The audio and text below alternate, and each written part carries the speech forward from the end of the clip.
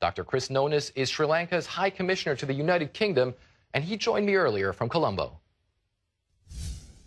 Excellency, thank you for joining the program tonight. The first question, of course, is, are you surprised at the amount of criticism of your country holding this Commonwealth Summit that we're hearing internationally? No, I think that what you have to understand is the context. We've had a 28-year conflict with terrorists, and finally, after 28 years, we achieved peace in the country under the leadership of His Excellency President Mahinda Rajapaksa, and finally everyone's free of the autocracy and hegemony of terrorism. But one has to understand that there's a tremendous influence from those who funded the terrorist conflict, who are now carrying out really a proxy propaganda war. So no, it's not surprising at all that the proxy propaganda war is continuing, but certainly what we realize is that over the years, as people realize the wonderful reconciliation, rehabilitation and reconstruction program that we are carrying out in Sri Lanka, that gradually that proxy propaganda war will lose its currency. But of course, the big concern remains the fact that there still is a long way to go as far as reconciliation is concerned. And of course, the biggest concern there is the fact that there are still these allegations out there of alleged war crimes in the dying hours of the campaign to oust the Tamil Tigers. There's talk of indiscriminate shelling, of no fire zone. There's talk of executions. Why not address all of that? Why not put all of that to rest by starting an independent international investigation into everything?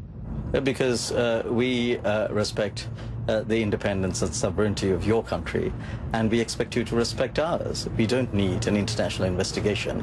When we have had a vibrant civilization for 2,500 years, we have perfectly educated people, and I think we're perfectly capable of carrying out our own domestic inquiry.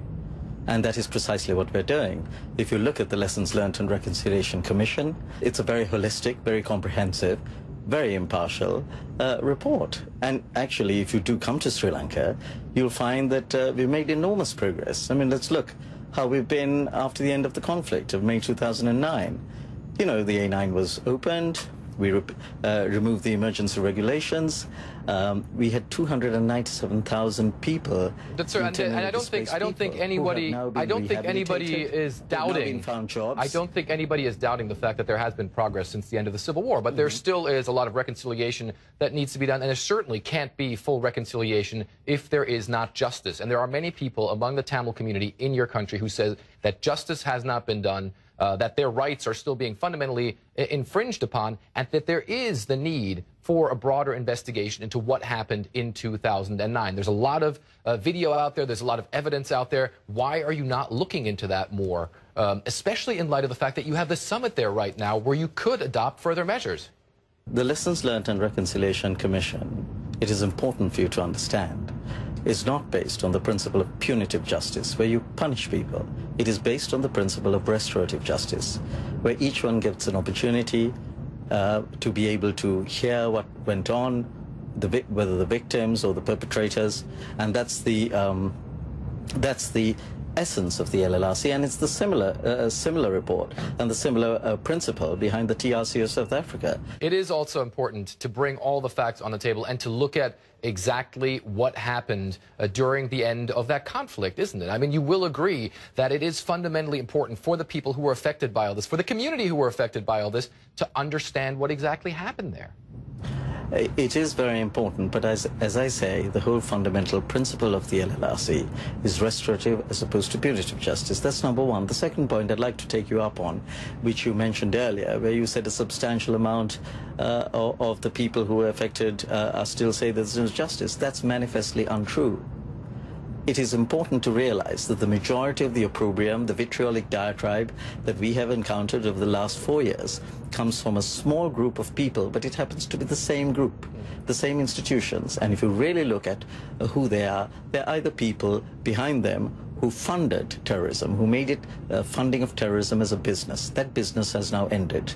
So this issue, it is very important to understand that this very vitriolic diatribe that we sometimes hear is predominantly coming from a small segment of the diaspora communities and a small segment of people, funded institutions, who have their own collateral agendas. Well, sir, you say that the people who are criticizing you, are a small minority in the diaspora, but there are also those heads of government who are simply not attending this summit because it is in your country. You have the Prime Minister of India, you have the Prime Minister of Canada, you have the Prime Minister of Britain, who was very critical, who says in a bilateral meeting he's going to bring all these issues up. You have William Hague of Britain, who said that clearly there were crimes committed in 2009 and all of this has to be dealt with. Well, the three countries you mention, curiously, what you have to look at is where is our diaspora largest, wealthiest, and strongest. And the three countries you mention happen to be in the top 5. There's your answer. Just look at it. Each country, each leader has their domestic political considerations. We understand that. After all, they're politicians. We understand that each country has their domestic electoral compulsions. We're a vibrant democracy, and we cherish the principles of democracy and development, the twin pillars of the Commonwealth.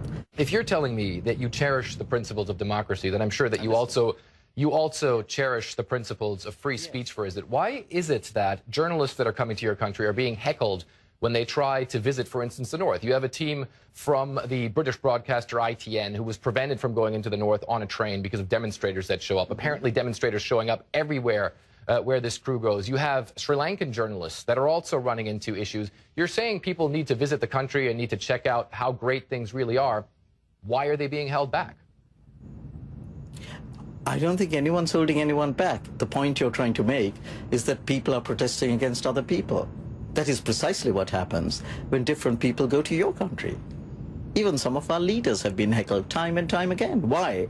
The response we are given is the response you gave, is that you are a vibrant democracy. And that's the response, sir, I'm giving back to you. It is because we're a vibrant democracy, it is precisely because we believe in free speech, that we encourage divergent opinion. And I think you should respect that. Thank you very much for joining the program. Thank you. Thank you.